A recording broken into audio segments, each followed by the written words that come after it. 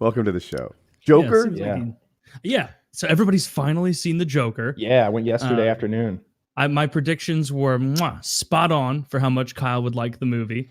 I knew it. Jazz hands for that. Yeah. So I want to. I guess it's most recently in your mind of the three of us. Kind of lay out your take. Like, what'd you like? I'm gonna try. I won't do any spoilers. That's what I was exactly going to ask. Yeah. Yeah, I won't do any spoilers. And if at some point during us speaking about the movie we feel like a spoiler is required, we'll definitely give you that, like, hey, we're about to say a thing, kind of warning. I want to talk about some spoilers at least. Sure. Yeah. But we'll warn people before that happens. So you know, I'm the kind of guy. I don't watch trailers at all. I had not seen the Joker trailer. I had seen that clip of him dancing down some stairs, and that's the only impression I had from the movie. That and what Joaquin was going to look like in the makeup. Joaquin deserves an Oscar for that performance. He carries the entire movie, not just because his performance was so strong, but because he's on screen in 95% of the scenes. Mm-hmm. It's very rare that there's a scene that is not entirely him. Maybe it's 100%. I mean, it's 95 to 100% just Joaquin on screen the entire movie, and I feel like it borrows some things from a couple of other movies, like the movie Falling Down, the movie Taxi Driver. Taxi Driver, for sure. Yeah, if you've ever seen Falling Down, it's a similar kind of thing where a guy is having the worst day of his life, and it just keeps getting worse. And it like he starts off in traffic, having just been fired from his job, and the traffic's so bad, he just goes, you know what? Fuck it. And he just gets out of his car and walks away and begins the worst day of his life. That just more and more horrible things happen to him until he snaps. I need to watch that. You've never seen movie. He goes to a fast food restaurant and he's like, why doesn't this burger look like that picture? And it makes him crazy. Carry on. Michael Douglas. I don't know. Yeah, it's Michael Douglas and Robert Duvall. Two of my favorite actors. But yeah, Joker. I've always been a fan of Joaquin, you know, Signs and Gladiator. Yeah. And that recent movie he did, You Were Never Really There, I think is the title, something like that. That was good. He went under one of those Christian Bale type body transformations, 100%. Like it's absolutely comparable to what Christian Bale has done with, you know, going from Batman and The Machinist and American Psycho with that up and down craziness. Because he was big and bulky and like he had a very similar body type to Taylor has a year and a half, 2 years ago. And now we see him and he is so emaciated. He looks like a Holocaust victim at times. Oh, he looks dangerously thin. Dangerously thin. When he's bent over, you can see every vertebrae in his spine. His shoulders are poking out in ways that you don't ever see shoulders poke out outside of like Holocaust victims and people who have been starved, unintentionally. And that's just how this guy looks. And man, they explain why the Joker is the Joker so well. Mm-hmm. Because the Joker is such a maniacal anarchist character that you're like, well, there's plenty of crazy people in our day-to-day lives who have bad things happen to them. Why didn't any of them become a Joker? Nobody's ever had as many bad things happen to them as Joaquin Phoenix has happened to him in this movie. It's like every day, at least two of the most horrifically embarrassing and life-crushing things happen to him throughout this movie. Embarrassing is a good way to describe it too. Like I've just thought in terms of like terrible and horrible and sad, but like, yeah, humiliating things happen to him all the time. And I think I said it when I like spoke a couple sentences about it a few PKNs ago when I saw it. But like 15, 20 minutes in, I was thinking in the movie when I was watching it, like, I don't know how they're going to make this any sadder for this guy. Like, this is already really fucking sad. Like, yeah, he's, if you don't want spoilers, you should probably skip this whole section because I'm going to slip up at some point and say something. But I think he deserves whatever the biggest prize is, Oscar, Emmy. Best acting Oscar. Yeah, because he was fantastic. I went into this conversation being like, man, people are going to fuss at me because I'm going to be the odd man out. The movie was, I was going to go too hard on it. I liked it. I thought it was a better than average movie. 6.5 out of 10. Disagreement's good for conversation. Yeah. Go hard. Go. Yeah, right. Fucking suck. But the worst. 20 minutes in, I thought I was an hour in. 2 hours in. I just looked up the movie link. It's a 2-hour, 2-minute movie. I thought it was 3. This movie dragged on hard. And I like Kyle, I didn't see any trailers going into it other than what he looked like, and I saw him walk. But Joe Rogan described it as a masterpiece. That was what I was looking for. I was looking for a masterpiece, something that was awesome. And I talked about it last night on my live stream, and they agreed with me. A lot of people were like, it is so overrated. It's just like 1 hour and 10 minutes of a guy sort of sucking at life, and then people agreeing with him. And it's just like, someone agreed with me on this. There are a lot of guys on my stream too. His acting was amazing, but there was no range. None. 0 range in this. Over his career, he's had range. But in this movie, he plays one emotion for 2 hours and then another emotion for 2 minutes tops. It is just a guy being like, man, this is kind of shitty the entire fucking film. Well, he even says, I've never had a happy day in my entire life. That's in the script, I guess. Or I should say in the play, he doesn't have any good moments. And I guess I wasn't expecting an uplifting movie, and the movie doesn't have to be uplifting for me to like it. I can be impressed and enjoy a movie that's not uplifting. But this afterwards, I was just like, well, fuck, I'm slightly emotionally poor for having seen this. Afterwards, I was like dancing with him out of the theater. Oh, yeah.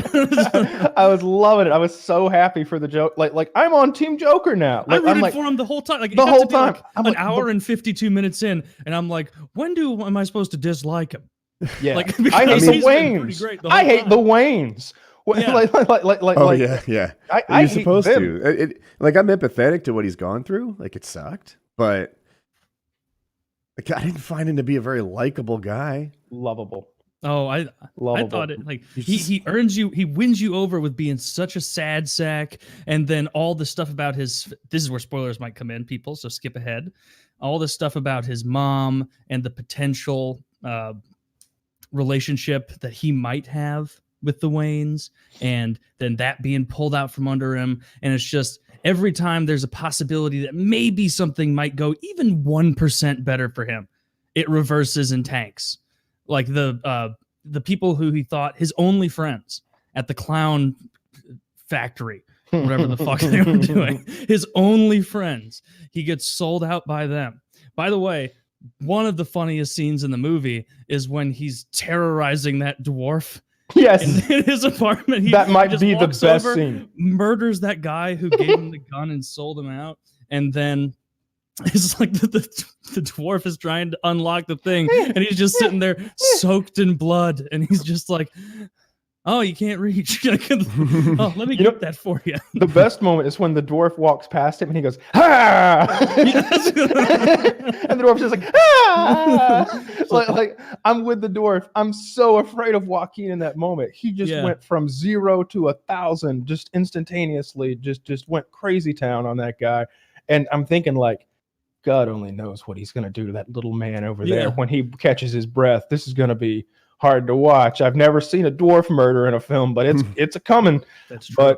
But he just lets him off the hook. I gave it. I'm thinking like a 9 out of 10 for the movie for me. And Joaquin's performance was one of the best performances I've ever seen. Just I believed that he was that guy, he made me empathize with him. He made me feel really sorry for him and understand like where he was coming from with his ridiculously insane thoughts and opinions on the world.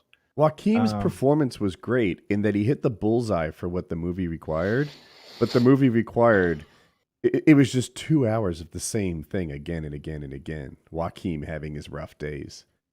And I think that was kind of necessary to drill home what drove him to that. Like if it showed Heath 2 Ledger days was way better of him.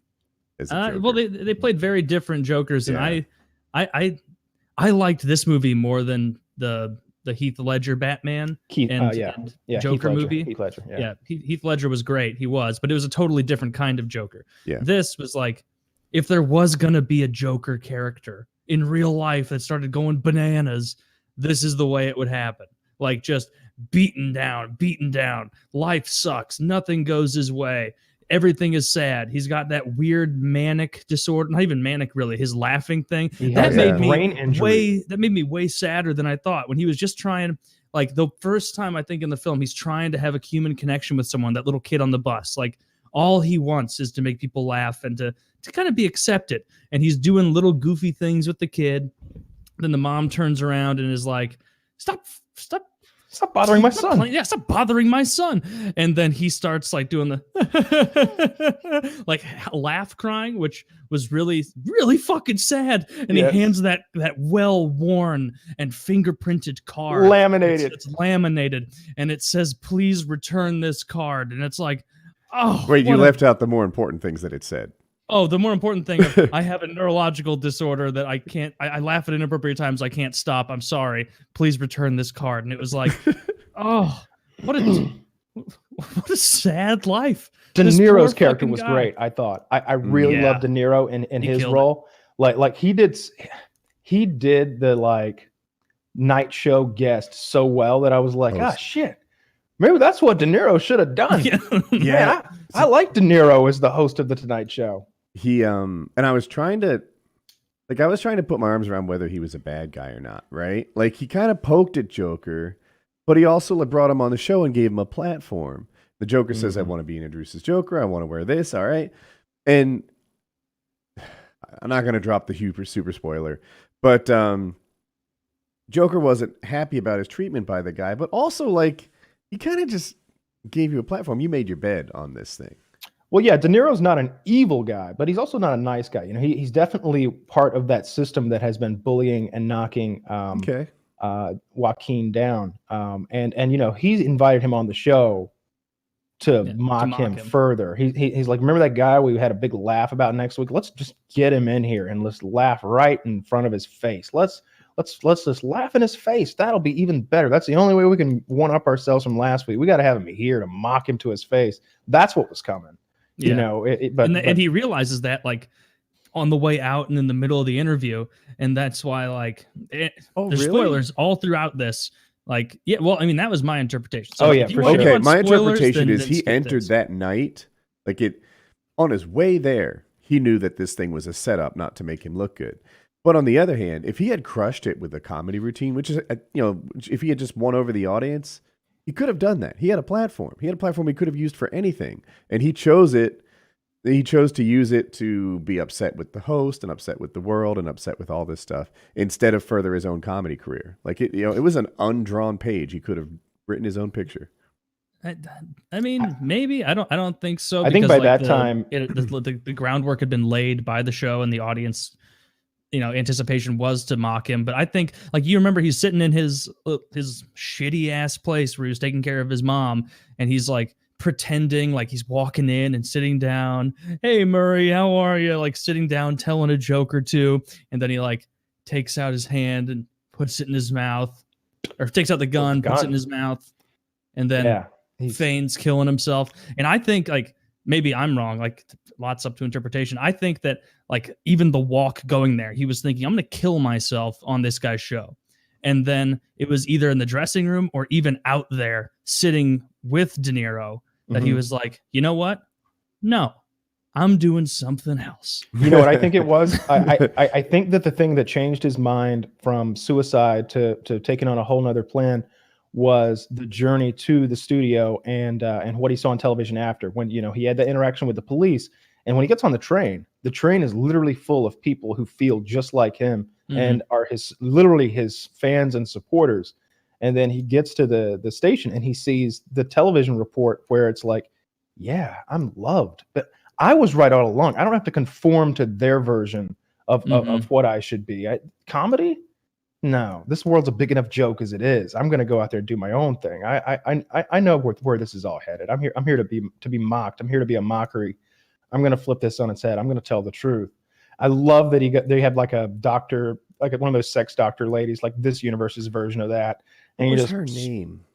Remember? I don't know what the character's name, but Did there's they a Dr. change it? Ruth in real life. That's who I was going for. Yeah. Yeah, our universe has Dr. Ruth, but this is the DC universe, so it's got Okay. like whatever, some other sex doctor, old lady who tells you how to have an orgasm, and he just fucking plants one on her.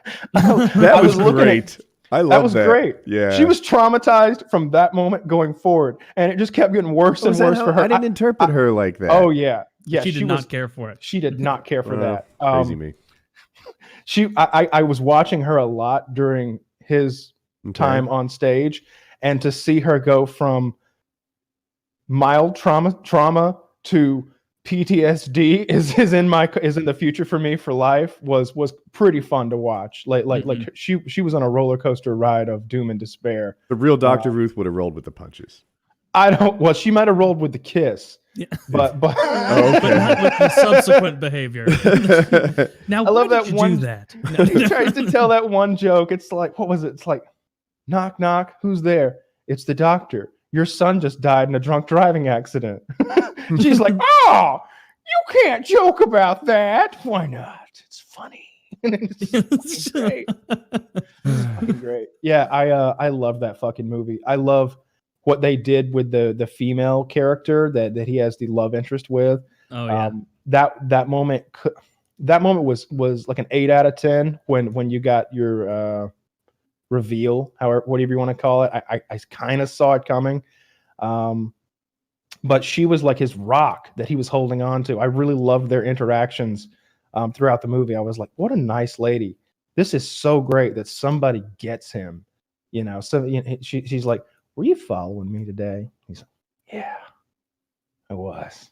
And her response is, she works at the bank. You should have came in and robbed the place. I love his response to that moment. I got a gun. Yeah. I could come by tomorrow. And he's not joking. And that goes back to when he's in the comedy club taking those notes. And this to me is one of the most wonderful parts of the whole movie that speaks so much to his neurological condition. He's taken notes watching a successful comedian, and he's laughing at all of the offbeats. Mm-hmm. He's laughing at every one of the offbeats.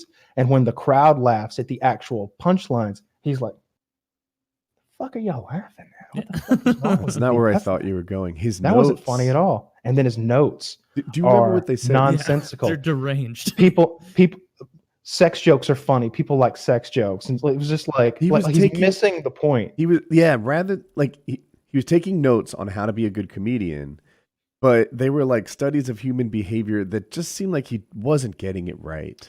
He was like an alien. It was like he was. Yeah. It was like there was a man from Mars watching a comic show, and he was like, "Humans like jokes of sex." It was a really good way for us to understand his mental derangement, because they're not the notes that any of our listeners, well, who knows about all our listeners, but the average listener would be taking. So that was really well done. There were a lot of well done parts of it, but it's 2 hours of one scene just played again and again. And I was transfixed. Yeah, I was loving it. When he walks into the club to do his own jokes, I literally was like this. Yeah, I was so stressed out for the movie character. I was like, oh, it's going to go so poorly. Oh, I have my hands on my face, and I wanted to cover my eyes. I really honestly wanted to cover my eyes, but obviously I just paid $9, so I'm going to watch.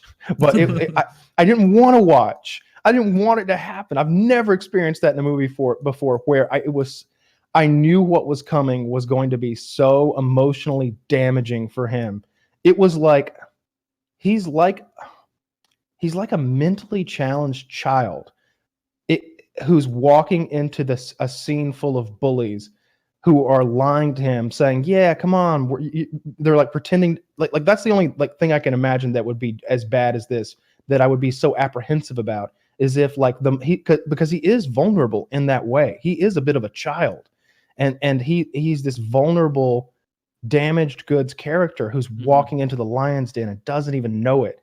And in fact, he thinks he's walking into the candy store. To go back to the child thing, he's being. You say he's like a child. To me, he's in desperate need of a friend. He really, really needs a friend. So he takes these leaps throughout the film, like maybe she'll be my friend, maybe this person. I wish there was someone in my life in addition to just mom. I'm going spoiler free on as best I can, So he makes some like bad interpersonal decisions because he's taking risks to make people like him. And that also in the comedy scene though, like I predicted exactly what was coming and the movie delivered without surprises, and I waited for the end of that too. Oh, but they didn't. They don't show you what happened. You know, you see him choking, literally choking because of his condition, and then but you see the girl's reaction, and that's all that matters. You know, to me, like if I'm going on stage and I'm doing this thing, and I've brought a girl who I don't really know very well, and I'm bombing, man, as long as she's happy, you know, this is a major win. Like winning over the crowd, that would be good. But if I can win, if she likes my sense of humor, maybe I'm not so off after all. You know, I was really happy for him when the girl liked his comedy. I was and like, then you were very. When you see what happens, we already said there are going to be spoilers. Like, skipping section, so we can say. When you see what happens with the girl, you know, that's pulled out from under you. Yeah. I highly suggest that you go watch this movie if you guys haven't seen it. It's very good, very, very good. It's not nearly as violent as I was told it would be. I don't understand all of those critics who were like, "Oh, this is gonna bring down society. This is going to inspire these horrific mass shootings," or like this is a movie for incels. No, none of that. The violence was like 7 out of 10, maybe. Like if a 10 is like hostile, if it's literally like torture porn is a 10. I didn't see anyone like being eviscerated or like disemboweled. You know, there was no body parts on the floor. Nobody exploded. You know what? So, everything Kyle said is right, and I agree with. Having said that, Joaquin Phoenix did pain so well and sadness, it made a little violence worse, right? Like you can kick a guy in the, I don't know, if you kick your hero in the belly, in the back, and whatever, and he dusts himself up and carries on, then it's a different kind of like, they didn't even get him. With the Joker, they get him good, you know, and he's beat. One thing that leads into a point I was going to make. I had expectations of it being a little more of a superhero movie. Now I'm fully aware that Joker can't fly or have super strength or anything, but neither can Batman, and he's his sort of nemesis. I thought the Joker would be, you know, human plus of some sort. I saw a theory about that. And who knows if first of all, the worst part about the Joker was trying to convince one of my retard friends that it wasn't all a dream sequence. He was like, "I think the whole thing was a dream sequence," and I'm like, "Dude, that doesn't make any fucking sense. How is that possible? How could it all?" And he's like, "Dude, just think about it." And that was the only point. He got you. And I was like, Zing. "Damn it!" You know, I haven't looked into it. You're right. But, oh shit! What was I gonna say? Fuck, I'm retarded. Dream sequence. It was in a reference to me saying Joker's not a superhero. The theory that I saw that I thought was kind of interesting was, and this is spoilers, people. So at the final part of the film where he is in the cop car and the crash happens and the other clowns pull him out and whatever, I heard people saying. And then you see the big bad clown who saved him get out, go to the alley, and that famous scene happens with the Waynes as always. I heard people being like, I don't think that the Joaquin Phoenix is the Joker. I think Joaquin Phoenix's character inspired the Joker, who was that guy who was orchestrating the escape and then went and you know, the clown thing and killed him. Different guy. I know it is. I don't know.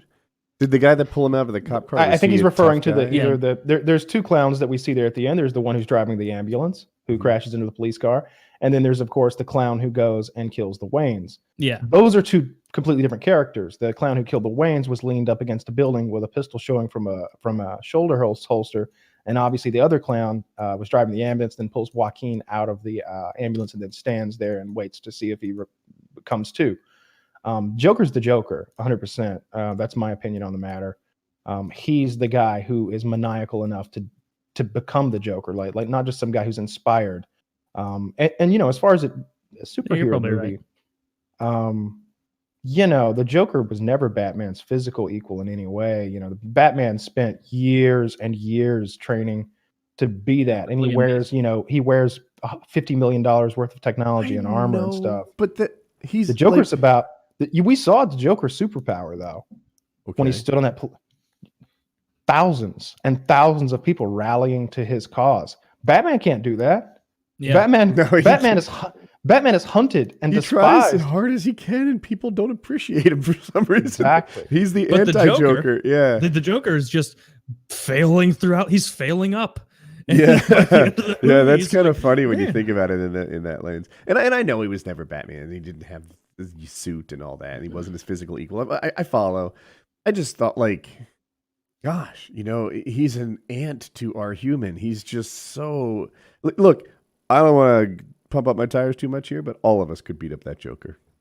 I don't know. Three young men attack him on the subway. They didn't come out too well for them. Every situation he's in, they were doing fine at first. That at first, he had a gun, Kyle. Listen. That's the Joker. The Joker always has a gun. And That's some why henchmen, he's and not then in the you look at opening that scene. Every scene he's in, after those kids beat him up, he comes out physically on top. That gentleman who's in his apartment is an enormous human being. It didn't matter. It ended with that man's head splattered on the wall over and over and over and over. That was a brutal scene. That guy towered over him. Like I don't know how large that actor is. I'm familiar with that actor. I've seen him in a few other things. I think he was in the season of that. The guy from SNL who does the Barry. I think he was in a season of Barry. I think he's like the Albanian mob leader or something like that. That guy's enormous compared to Joaquin, who isn't a giant man by any means. I would guess he's like 5'10" or something. And in that movie, 140 pounds. If that, yeah, soaking wet. Yeah, it's shocking. I think that the superpower of Joker is the unpredictability and the mayhem and the quick escalation of situations. He's an agent of chaos. Yeah. He's an agent of chaos. He's completely unpredictable, but at the same time, he has a plan. The plan just doesn't make any fucking sense to the rational mind. If you go back through the comics and look at some of the stuff he would do, he breaks all the rules that even a comic book villain would normally not do the things that he does. Like in I can't recall the name of the graphic novel, but he goes. Were you familiar with Commissioner Gordon? The guy he goes and kidnaps Commissioner Gordon's hot daughter. And he shoots her in the spine, first thing. And then he strips her naked and starts taking pictures of her all crippled and naked. And then he's got the pictures there to show Commissioner Gordon while he's tied up and going through this like crazy maze of insanity. That is not nice. And then Batman sees it, and the Joker's like, Joker wants Batman to kill him. He's like, it's a win for him if Batman will stoop to his level finally and murder him. That's how much of an agent of chaos he is. Like a win for him is if Batman. That sounds really great. I wish that was in the movie. That's You're gonna have to kill me, or I'm gonna keep licking my chapped lips. Yeah, and I'm stressing. I'm over focusing on like for the purpose of discussion, the parts I did. I like the movie. It wasn't a masterpiece, and I felt like the movie was the same thing for an hour and 50 minutes, and then it ended. I thought it was 10. so different in tone and pacing of movies that you usually see that it kept me really engaged. It's because the best thing DC's ever made. Yeah, you keep expecting it to pop off and get crazy, and then it'll just get sadder.